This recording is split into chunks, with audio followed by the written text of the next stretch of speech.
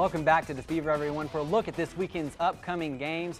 And George, another big one with playoff implications, with Coronado taking on Odessa Permian as they try to keep the mojo going to get that playoff spot for the Panthers. Yeah, this is a huge game for both teams. Obviously, Permian looking to wrap up a playoff spot and keep that unbeaten streak alive. But Coronado, if your back is ever against a wall, for Coronado, this is it. You've got to find a way to beat Permian, which nobody else has done. Nobody else has really, outside of maybe Midland Lee, has come close this year. So, it's a big game for Coronado. If their offense plays like they did last week against Tascosa, granted Tascosa's defense is not anywhere near as good as Permian's, but if Coronado's offense can get anywhere near that level, they've got a shot. The problem is, Odessa Permian's defense, their offense, their speed, their size, are just so much better than everybody else in this district. I just don't think Coronado is going to have enough to be able to go down to Odessa. They might have enough to score with them. I just don't think they have enough to stop them, and I don't think they're going to be able to stop Odessa Permian. I'm going to go with the Panthers. I think the Permian Panthers get the playoff spot and end Coronado's chances this week. All right, another big one, of course, is Midland Lee taking on Monterey, and Monterey suffered another bad loss last week. Tough one for them. Midland Lee trying to keep their playoff run going. Yeah, you're talking about a Midland Lee team that has one of the best defenses in the league, and they're only giving up maybe 250 or so yards and not just a whole lot of points. And they're going up against a Monterey team which has struggled offensively all season long. They just haven't been able to find that consistency. The problem with Monterey is they've struggled throwing the ball. So you saw it too. Last week or 2 weeks ago when Amarillo played them. Amarillo put 10 men in the box there, and they said they dared them to throw against Amarillo, and they couldn't do it, and that's what allowed I think eventually for Amarillo to win that game, because Monterey's offense just doesn't it just isn't consistent enough, and I don't think they're going to have enough to go down to welcome in Midland Lee. I think the Lee Rebels get the playoff win, and Monterey's chances are done as well. All right, so moving on to District 1 3A, big battle sitting atop those standings now between Cooper and Estacado. We had to ask Coach Wyndham just to double check on this. Two teams that have never met before, not only against each other, but on a Thursday night as well when they play at Lowry Field this week. Yeah, this is all of a sudden it kind of became a pretty big game. I figured that I thought at the beginning of the season that maybe the Cooper-Dalhart game would probably be the one that might decide the district championship. But credit Cooper for what they've done the last 2 weeks. They've really played some outstanding defense. They beat Dalhart by 6 and then held a very strong and fast Perryton team to just 10 points. So credit what Cooper's done these last 2 weeks to put themselves in this position. Estacado, like we said, has gotten a couple of big wins, some last-second wins, one offensively, one defensively.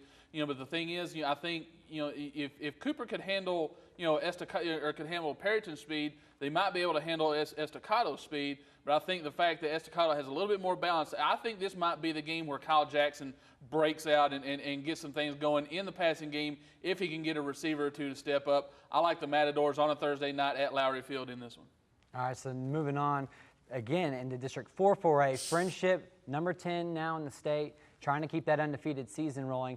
They get Plainview. Plainview could be one of those dangerous teams that could sneak up on them this year. Yeah, Plainview has really shown some improvement the last few weeks. They started off slowly in non-district and lost their first 3 or 4 games, but then picked up a couple wins there toward the end of non-district and have played pretty well in their 2 losses, to Big Spring and to Lakeview, if I'm not mistaken. I believe that's right. In their district games. So they've played pretty well. They just haven't been able to kind of get over that hump in district play. Now they're welcoming in a Friendship team, which traditionally this is a big rivalry game and has been a pretty good game in the past. But the way that Plainview has struggled the last couple weeks, and the way that Friendship played this last week, I look for Friendship to go on the road and get the win and set up that big showdown next week with Abilene Cooper on a Thursday night down at Shotwell Stadium in Abilene. All right, in District 2 2A. The game I'm ready for is Childress and number 4 Muleshoe. Muleshoe 2-0 in District 2 2A so far, has not allowed a point against 2 teams. They're outscoring them 110-0. And we had to do the math yesterday. You did some research. We saw that only 4 6-man teams have outscored Muleshoe out of any area teams in any district around the area.